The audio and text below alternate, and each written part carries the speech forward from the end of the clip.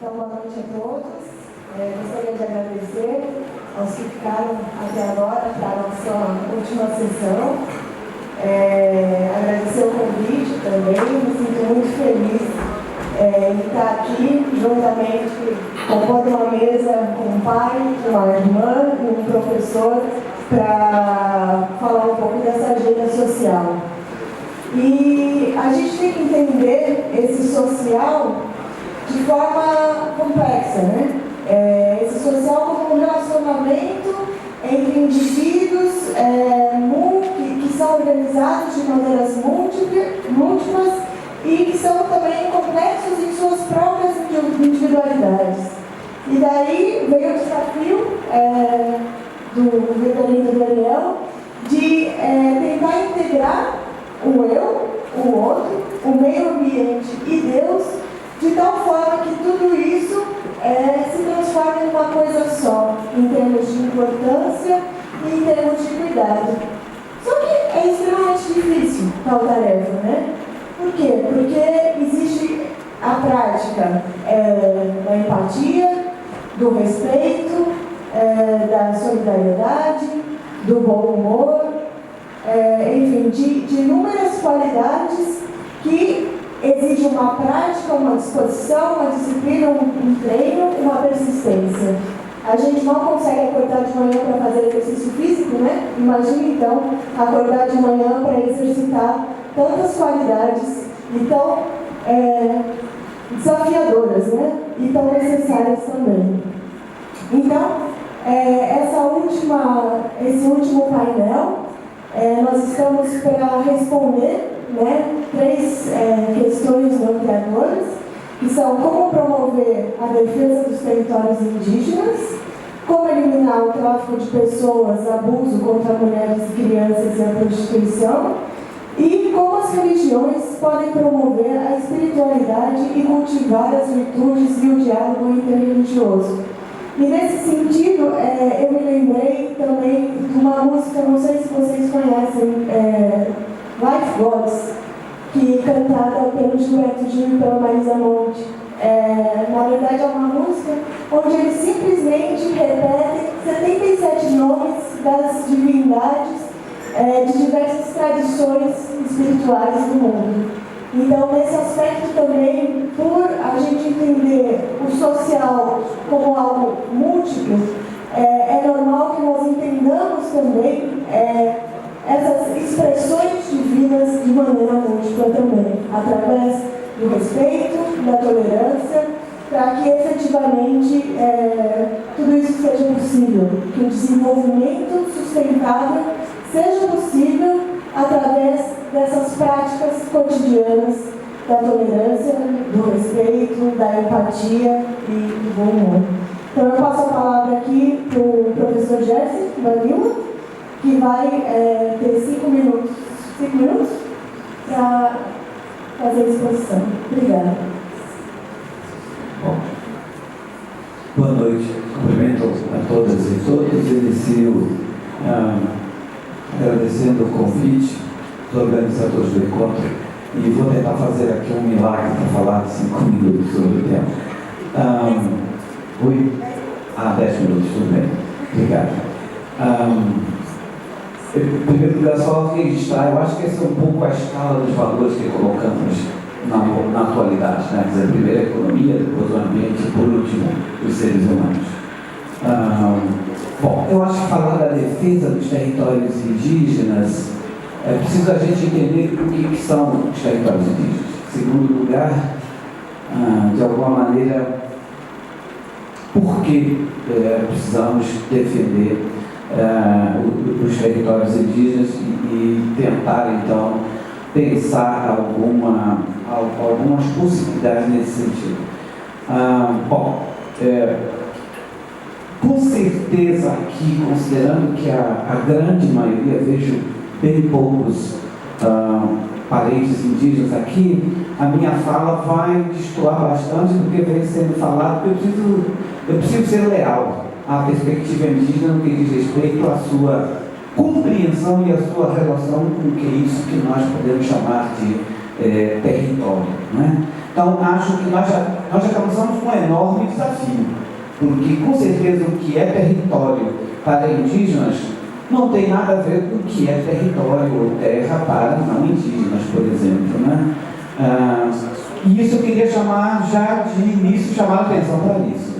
Território indígena, para os indígenas, pelo menos como eu aprendi desde criança, tem a ver com, literalmente, com a vida.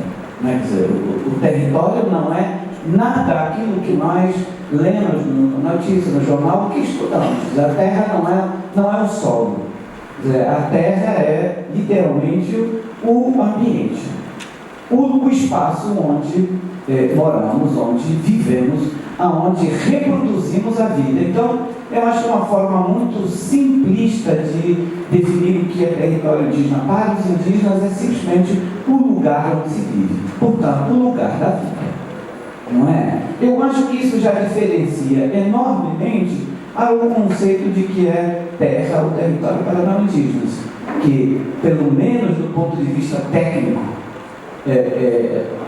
território e terra se tornou um elemento do capital, uma mercadoria, um elemento, portanto, da riqueza material, não é? Então, acho que aí esse é um aspecto fundamental para a gente entender esse desafio dos territórios indígenas e a defesa deles no mundo atual. Esse, então, eu acho que é a questão principal. Daí, se formos pensar por que a defesa dos territórios indígenas, exatamente por isso. Em primeiro lugar, não é possível pensar indígenas sem seus territórios. Absolutamente. Eu poderia aqui, em função do tempo, não dá para detalhar isso. Mas o que é o indígena, afinal de contas? Tem principalmente a sua identidade. E é uma identidade ancestral. A principal maneira de identificação dos indígenas é que ela tem uma relação ancestral, justamente ancestral com o seu território. Justamente com o seu espaço milenar, desde a criação, desde quando essas etnias foram criadas, não é? Então, o território é, sem dúvida nenhuma, o bem vital, primordial para, eu diria, a existência dessas sociedades, que são os povos indígenas. Não é possível praticar cultura indígena sem território. Esse, de alguma maneira, é o nosso drama atual, quando caminhamos para 50% da população indígena estar nos centros urbanos. Porque é muito difícil se praticar as culturas, né, manter as identidades, as tradições no centro urbano. Por várias razões, mas principalmente porque o território, por meio da natureza, oferece as condições para essa reprodução da identidade, da cultura, das tradições. Bom, então, eu acho que da ótica dos indígenas, o território é primordial. Quer dizer, não é possível pensar novamente a existência indígena sem os territórios. Ou seja, é uma luta vital. Por isso, os povos indígenas, eu diria que se tem uma unanimidade nas lutas dos povos indígenas com relação ao território. Mas se a gente for olhar, então, isso eu acho que da perspectiva indígena, mas se a gente olhar da perspectiva mais geral, por exemplo, da Amazônia, ou mesmo do nosso estado do Amazonas, veja uma coisa curiosa, o que representa os territórios indígenas. Vamos pegar a Amazônia. Temos 422 terras indígenas na Amazônia brasileira. Essas 420 terras indígenas representam 22% do território da Amazônia. Não é? Aí temos sempre se comete uma enorme injustiça com os povos indígenas. Porque como a nossa sociedade é uma sociedade economicista e política, então o que se conta a renda, contribuição material, econômica e contribuição política por meio do voto. Então, o segmento indígena amazônico, o brasileiro de uma geral, é um segmento totalmente marginalizado. Não é? Totalmente marginalizado, quando não invisibilizado. Por quê? Não tem números econômicos e não tem números eleitorais suficientes. porque isso há uma enorme desproporção. Quer dizer, temos, no caso do Amazonas, a população indígena menos de 10%, a população do estado do Amazonas, e, em compensação, os seus territórios representam 30% ou mais do Amazonas. Então, nós temos então uma enorme injustiça e, como consequência direta dessa injustiça, simplesmente não se tem políticas públicas sérias, coerentes para os povos indígenas. Não é? Quer dizer, não é possível pensar defesa dos territórios indígenas sem um olhar adequado, sem um olhar, longe de pensar algo como privilegiado, mas que deveria ser direito dos povos indígenas. Pela sua contribuição histórica, isso tudo nós sabemos, a literatura tem isso, considera isso, mas também por aquilo que esses territórios e esses povos representam nos tempos atuais. Não é? Se a gente quer falar, por exemplo, da questão da segurança ambiental, da qualidade ambiental, as terras indígenas têm uma enorme importância. São as áreas mais preservadas no Brasil e principalmente na Amazônia. As terras indígenas acabam sendo uma espécie de trincheira para a proteção ambiental, de uma relevância enorme, mas não recebe a mesma atenção, longe de receber a atenção dos governos, das políticas públicas. Vou dar um exemplo só no campo da educação escolar indígena, porque representa isso que eu estou falando, do tratamento vergonhoso histórico das políticas públicas dos povos indígenas. No Amazonas temos, aqui se fala muito de educação, nós temos no Amazonas, no estado do Amazonas, 1.300 escolas indígenas. Metade dessas escolas simplesmente não tem prédio. Imagina, portanto, como essas crianças indígenas brasileiras do Amazonas estão sendo educadas, em que condições. Mas é impossível falar para indígena de uma educação digna, de uma educação com mínima de qualidade, quando simplesmente metade das 1.300 escolas indígenas simplesmente não tem prédio, que seria um símbolo mínimo, básico para dizer, olha, aqui tem presença do Estado, aqui tem cidadãos brasileiros estudando. É muito triste, não é? É muito doloroso falar sobre isso. Mas é isso. Esse é o tratamento recebido pelos povos indígenas. Esse é o tratamento oferecido a esse, no caso do Estado, com 30% do território indígena.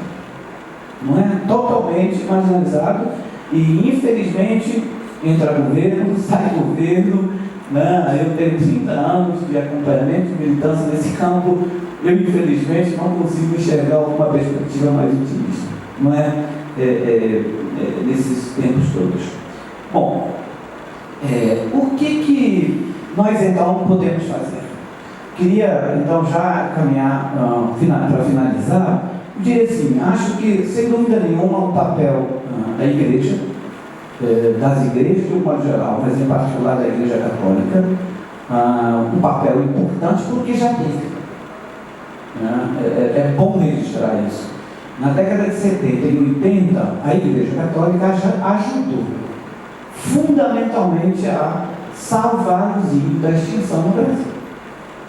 Não é? Porque chegamos na década de 1970 na eminência de extinção total dos povos indígenas, oficialmente falando. E aí o papel da Igreja Católica foi fundamental, principalmente com a criação do Conselho de Vista Missionário, que de alguma maneira virou o jogo da história. Não é? A partir daí a população começou a crescer demograficamente, que multiplicou 5 vezes nesses últimos 30 anos praticamente. Mas nós estamos agora vivendo uma outra fase. Quer dizer, a gente precisa novamente de alguém que nos ajude a salvar os índios hoje. Por que eu estou dizendo? Porque todo dia eu leio no jornal e eu escuto na televisão, né, de que os índios precisam sair do zoológico que vivem. Ou seja, estamos voltando a 50, 100 anos atrás uma concepção do índio transitório, do índio que precisa deixar de ser índio, do índio que precisa virar igual ao europeu, que precisa virar igual ao não índio, precisa virar não sei o quê. Sabe o que isso significa? Nada mais do que exatamente a extinção. Ou seja, nós estamos novamente diante de um novo desafio de como literalmente tentar salvar os 800 mil indígenas que existem hoje, dos 100 mil que foram na década de 70 e 80. A escala mais baixa na década de 70 foi entre 70 e 100 mil dados oficiais. Hoje estamos aí na faixa de 800 mil, mas nós temos hoje essa forte campanha de que o índio tem que deixar de ser índio. Porque, de novo, né, se ele não deixar de ser índio, ele é um empecilho ao desenvolvimento. Nós estamos falando de que desenvolvimento? Desenvolvimento que tipo e para quem é? Não é? Aqui se fala muito de desenvolvimento. Será que alguém já perguntou que tipo de desenvolvimento que os povos indígenas querem lá na aldeia? Não é? Já perguntaram que tipo de desenvolvimento? Eu não tenho a menor dúvida qual é o desenvolvimento. Não é esse desenvolvimento econômico medido só por geração de renda, quanto que se gera dinheiro anualmente. Mas o que querem é minimamente o respeito e a cidadania. O que significa ter uma escola decente, por exemplo. Se a gente sequer consegue chegar com uma escola decente, de que desenvolvimento estamos falando? Aí já estamos pensando em minério, em turismo, em não sei o quê, quando a gente não oferece o básico, que seria então um posto de saúde, uma escola decente, não é?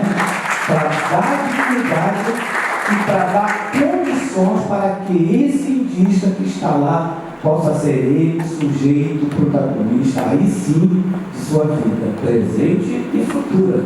Então acho que não tem segredo, é uma coisa mínima, que é isso, respeitar aí as vontades, não é, desses povos que vivem nas aldeias. E território indígena é isso. Território indígena é isso, é a vida, né? É a existência das pessoas. Território indígena não é uma categoria econômica, não é uma categoria simples, é uma categoria que indica a possibilidade de vida, não é?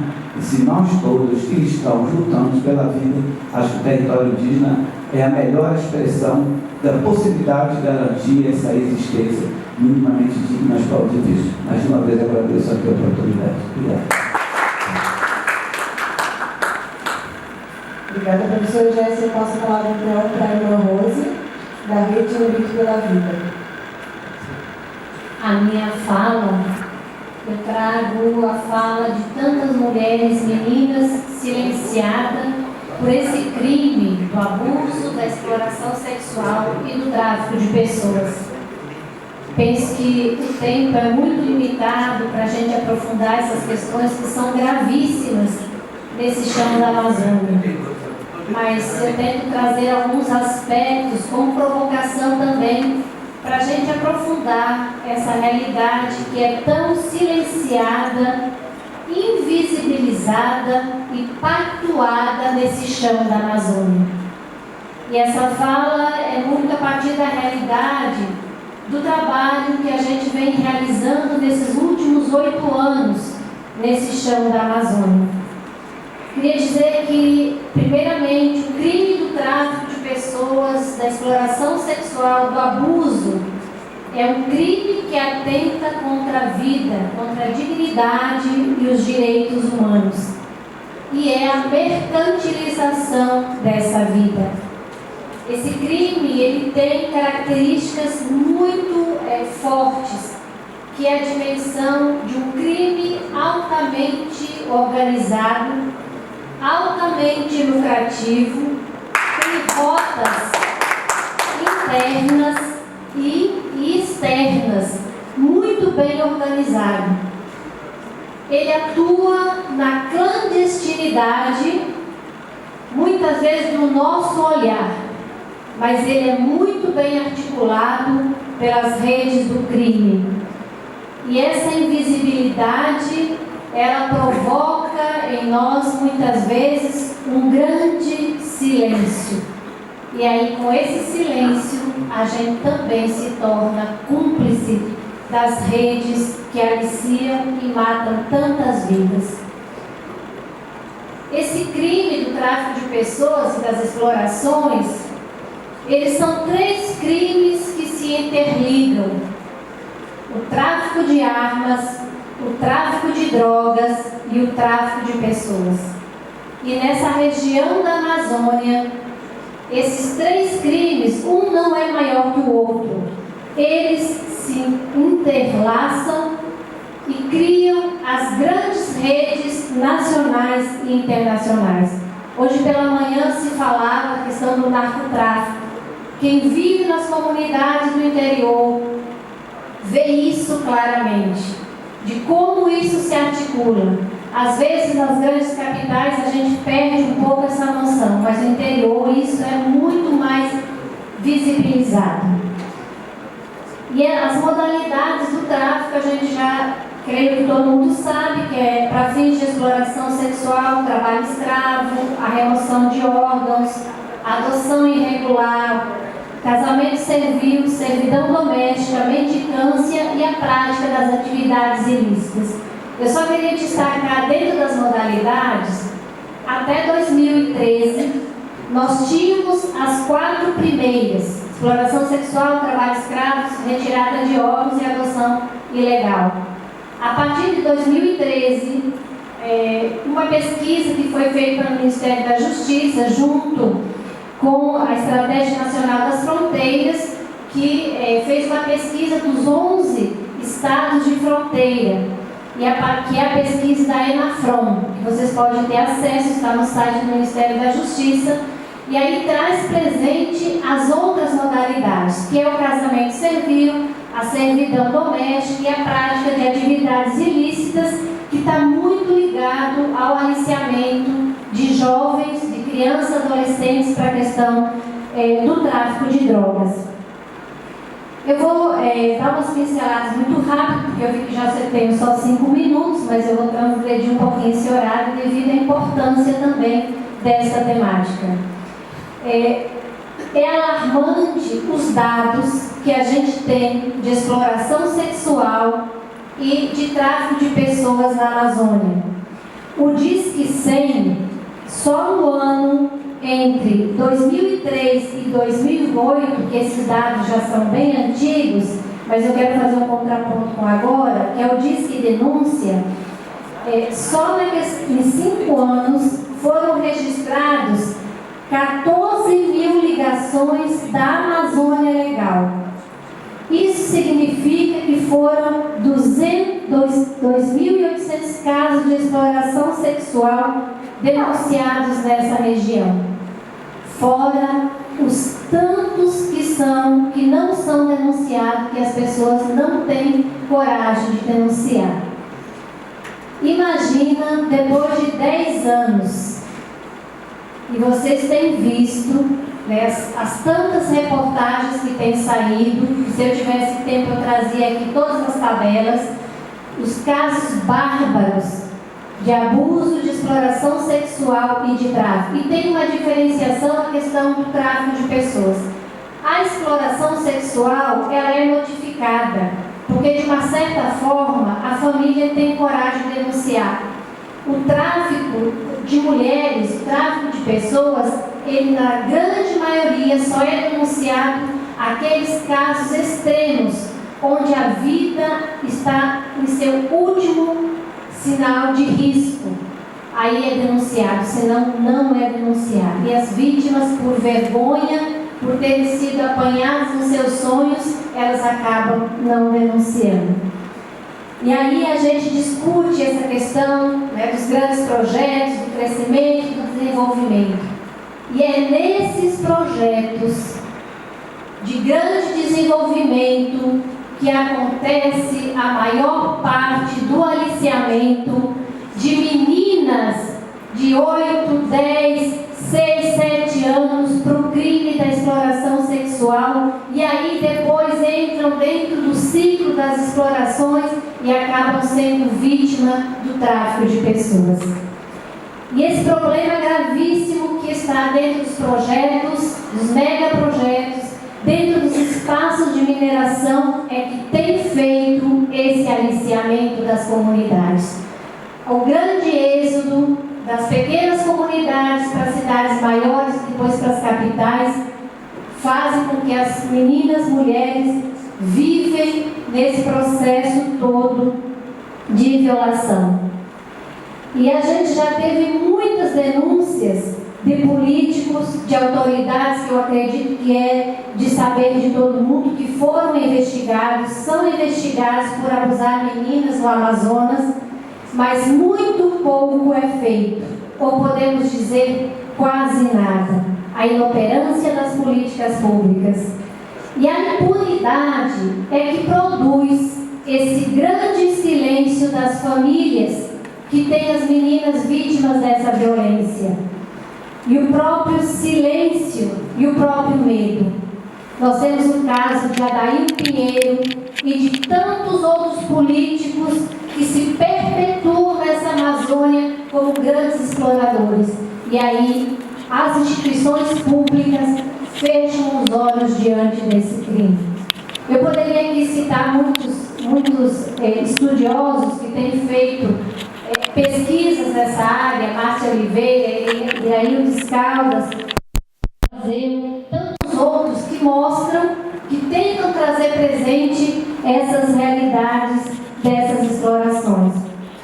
E dentro desse bojo, a gente sabe que as maiores rotas, a partir da pesquisa da PESTRAF, as maiores rotas nacionais e internacionais do tráfico de pessoas é na região amazônica. Das 241 rotas visibilizadas na pesquisa, 76 estão na região norte. E dentro dos estados com maior índice, um deles é o Amazonas. E na região norte também é tida como a principal rota desse tráfico de meninas, tanto nacional como internacional. E esse problema, ele é ligado estritamente com a questão da existência dos garimpos e dos prostíbulos nas áreas portuárias, da questão das fazendas, nesses espaços aí espalhados pela floresta. E o CECRIA aponta que o tráfico de mulheres na Amazônia, dentro do Brasil, é feito principalmente a partir do Acre, do Amapá e do Amazonas. E aí a gente vai depois ampliando para os outros estados. E a gente sabe que as causas desse aliciamento, do tráfico de pessoas, é a questão das grandes distâncias geográficas, com pouca fiscalização. Se olha a questão, muitas vezes, da pirataria, do tirar os recursos naturais, mas não se olha essa questão das mulheres. A questão, já falava dos grandes projetos de desenvolvimento, a questão das barragens, o próprio gasoduto, a maior riqueza que nós temos aqui em Coari, nessa região toda, que é um espaço muito grande de aliciamento de meninas. Nós temos muitos relatos gravíssimos, inclusive de famílias que perderam as meninas vítimas do tráfico de pessoas e foram muito silenciadas. Aí a gente pensa, dentro dessa questão, mas nesse chão da Amazônia, a questão do turismo ecológico, que é, por exemplo, a questão da pesca esportiva em Barcelos. O número imenso de relatos de gravidez na adolescência, de meninas que se suicidam pela questão de uma gravidez indesejada, pela questão das explorações. E aí tem muita gente que ainda acha que o turismo em Barcelos vem trazer muito empreendedorismo para o Estado, mas não vê essa violação da vida das pessoas. Outra dimensão forte, e aqui, para mim, isso é muito sério, é a questão das festas temáticas. O que deveria ser para o Estado, a valorização da cultura, daquilo que os povos têm de mais rico, por trás disso, eu não diria nem por trás, traz, na sua grande maioria, depois das festas, o trágico resultado das tantas violações de vida, de famílias, de meninas e também de meninos, porque tem crescido na Amazônia a questão da exploração de meninos que também são transexuais. E aí, para terminar, A gente sabe que nesse chão da Amazônia, o tanto que tem de beleza tem de desgraça. E tem muitas casas de vidro que são tuteladas pelo Estado, também pelos governos, que não se denunciam, onde acontecem esses crimes de exploração sexual de meninas e meninos neste Estado. E eu queria concluir, meu tempo já esgotou, com a frase do Papa Francisco: o tráfico de pessoas é uma das atividades ignóbil, uma vergonha para as sociedades que se dizem civilizadas.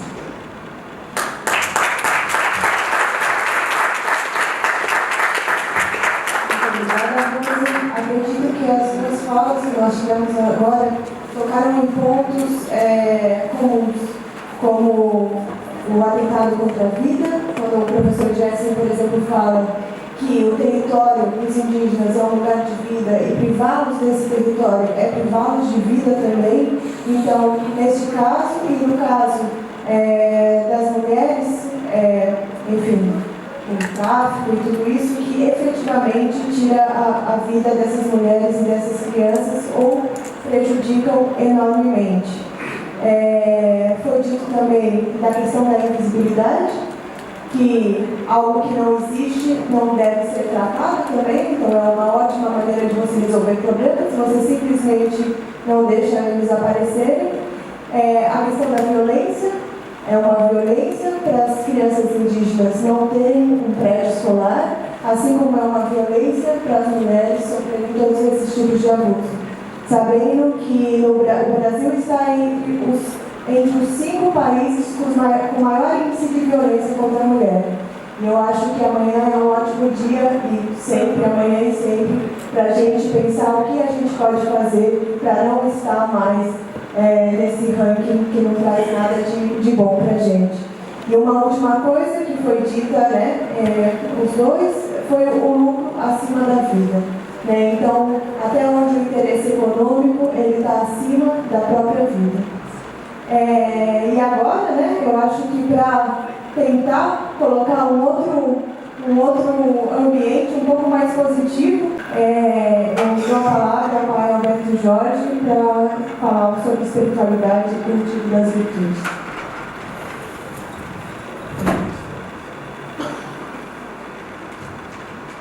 Nkudobada,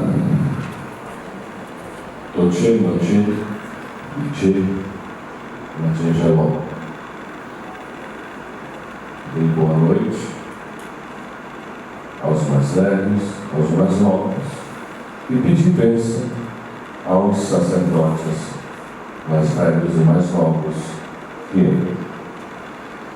Me programei para 20 minutos, conforme tinha sido combinado, mas aí a gente entende o atropelo da hora inicial próprio de eventos. Então, tentarei correr para que não fique sem sentido o que vou apresentar, por favor.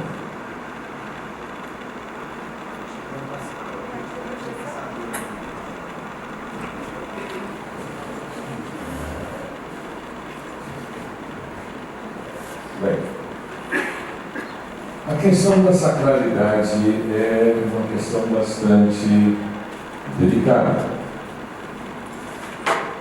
Todos sabem que nós somos demonizados. Esse processo de demonização é um processo secular. A ligação que muitas vezes nos colocam com os demônios, essa coisa toda, é algo aviltante. Bem, acho que está tendo algum problema técnico, não? Agora sim. Então, ajuda social, espiritualidade e cultivo. Primeiramente, dentro da minha tradição próxima, nós temos... Próximo, por favor. Não está conseguindo passar. Aqui é uma rápida apresentação, que pela minha tradição nós temos que dizer de quem somos filhos, de quem somos netos, de quem somos bisnetos. Aqui está toda a minha condição de sacerdote religioso, sacerdoteado, e o que eu faço hoje enquanto movimento social. Próximo.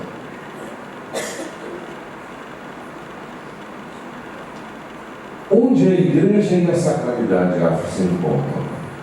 Esse símbolo, ele é um símbolo extremamente feliz, de uma profundidade muito grande. Eu dizia ao cardeal Gomes, essa folha, o rio e a cruz tem tudo a ver conosco, a partir dessa frase em Gênesis, Yehiwo Ama Yehiwo Sim Yehiwo Mau, o seu E, o seu Mi, o seu Orixá. A primeira frase está em Gênesis, a segunda em Yorubá e a terceira em português, traduzindo, que está lá em cima. Sem folha, sem água, não tem Deus. Sem meio ambiente, não tem Deus. E aqui nós vamos encontrar neste símbolo a beleza das folhas, das cores. A gente anda sempre colorido, né? Porque tem tudo a ver com as nossas divindades. O rio das águas doces, que também pode representar águas salgadas, porque a Amazônia também tem uma parte com águas salgadas, e a cruz, que a gente vai explicar um pouquinho próximo.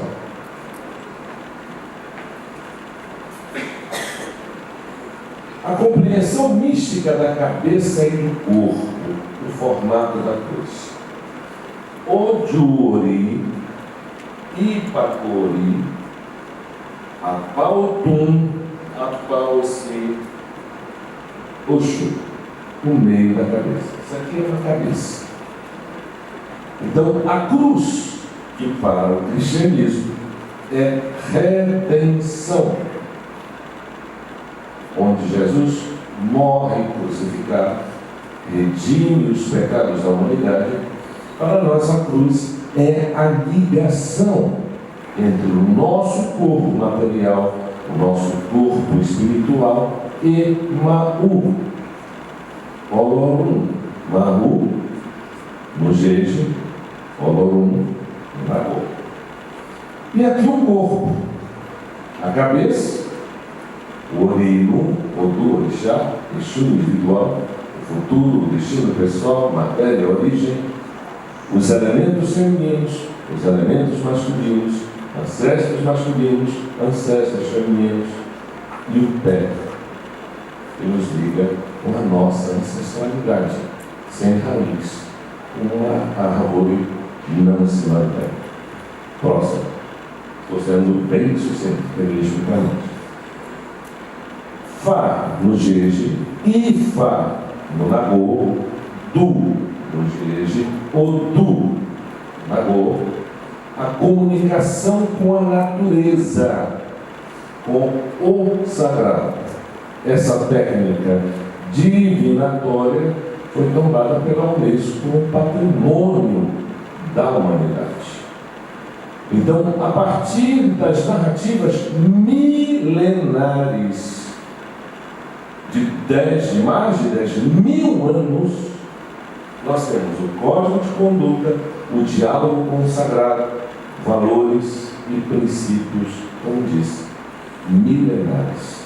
E cada uma dessas posições aqui vai ter uma configuração. São 16 que se multiplicam por 16, que se multiplicam por 16. E cada um desses é um itã, é uma história. E a gente vai desvendando os mistérios da vida. Próximo. Maurissá, o mistério da criação. Eu estava vendo ele agora na internet, me incomodaram aqui, parece que a Gabi Amarante colocou uma foto dela lá no Pará que está causando uma maior rebu. Ela disse que Deus é mulher. Um monte de gente indignada e querendo que eu me manifestasse. Mas dentro da concepção Jeje, Maulissa. Junta o masculino e o feminino, porque sendo Deus perfeito, Ele não poderia excluir parte nenhuma da criação. Ele encerra em si mesmo toda a complexidade da humanidade. Ele é ao mesmo tempo sol, Ele é ao mesmo tempo lua, Ele é o ovo que representa a fertilidade da mulher. Precisa do lado fértil do homem para poder gerar a vida. E aí nós vamos ter que nos juntar. Enquanto a cultura hebraico-cristã diz que nós saímos do pó e voltamos para onde? Para o pó. A tradição Gege diz que nós saímos da lama do mangue, que cientificamente se comprova.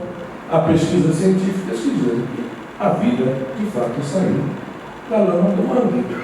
Ou seja, somos frutos de uma matéria pré-existente.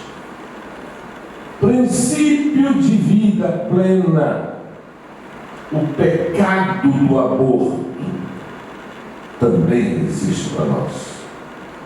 É uma das maiores ofensas que se pode cometer as abaixo ao próprio Deus, é abortar.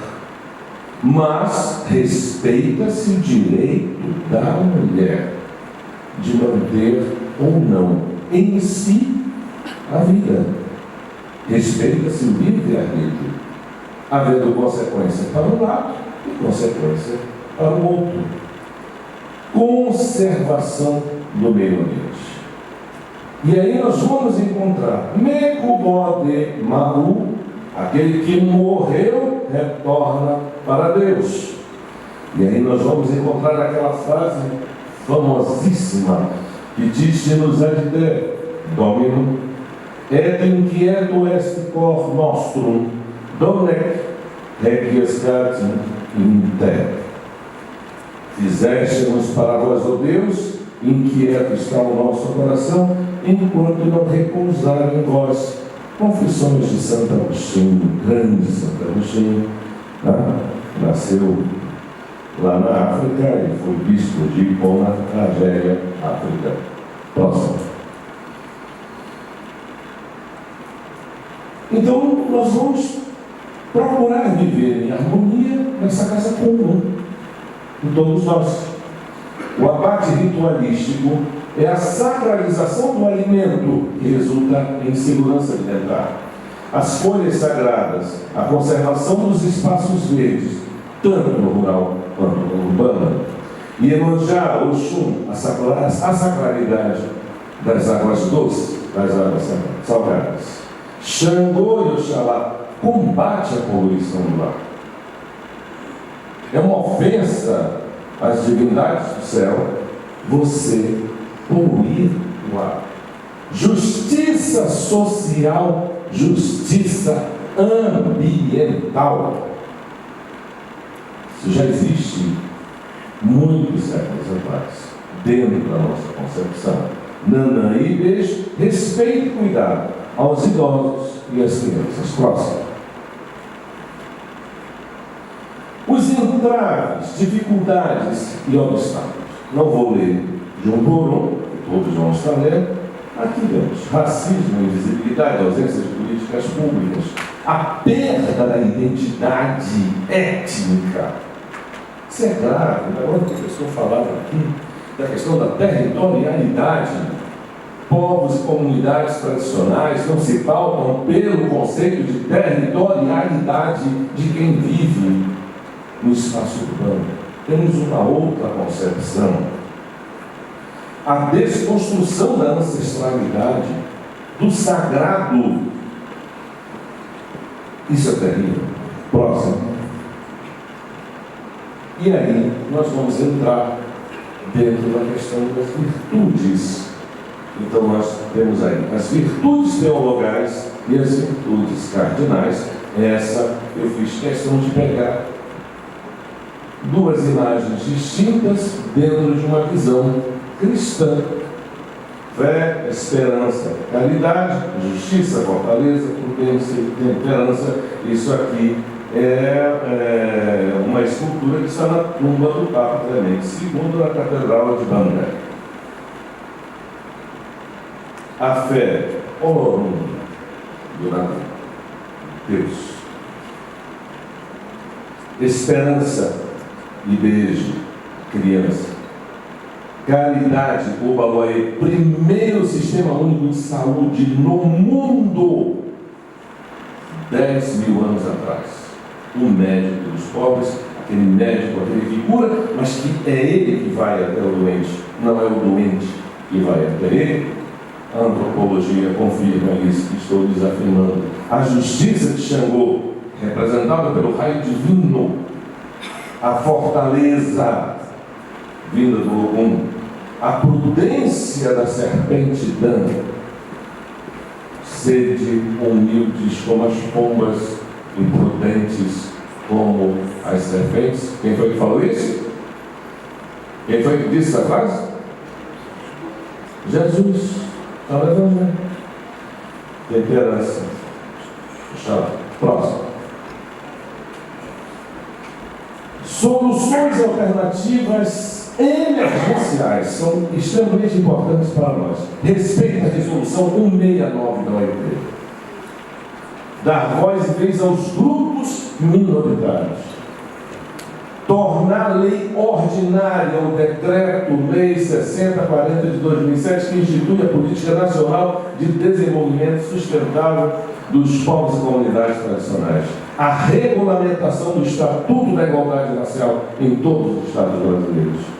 Efetivação rigorosa da legislação ambiental sem favorecimento aos grandes latifundiários.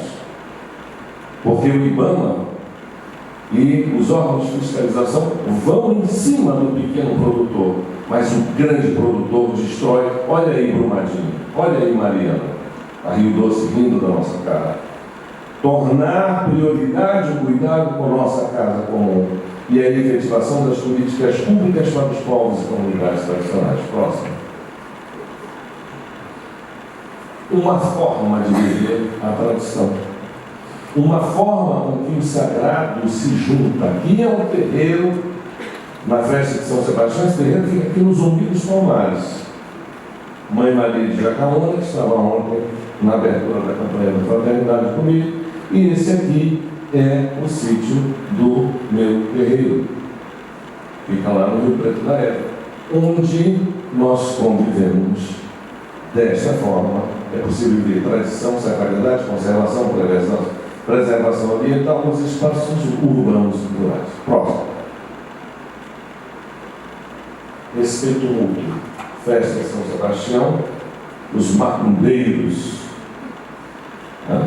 convivendo com os padres de São Sebastião e aqui na Catedral Metropolitana, na missa solene das 10 horas da manhã. Próximo. Esse é um terreiro de Umbanda. E aí, enquanto os seres humanos se desentendem, se agridem, se matam no mundo da sacralidade, todas as forças se juntam em torno do mesmo Criador pelo bem da casa comum. Próximo. E encerro com essa foto que para mim diz tudo. Dom Sérgio Castelhano, no convite que fizemos para a festa do Balai do Oxum de 2017. Não foi ensaiada essa foto. Mãe Maria, uma preta velha que mal sabe assinar o nome, que conhece das ervas, que faz a caridade, toma a bênção dele e ele humildemente tomou a bênção dela. Isso aqui tem um significado muito mais profundo do que vocês possam imaginar. O próximo revolucionou o nosso meio. Próximo. Essas são as organizações que fazem parte da trama. Esses são meus contatos. Muito obrigado pela oportunidade.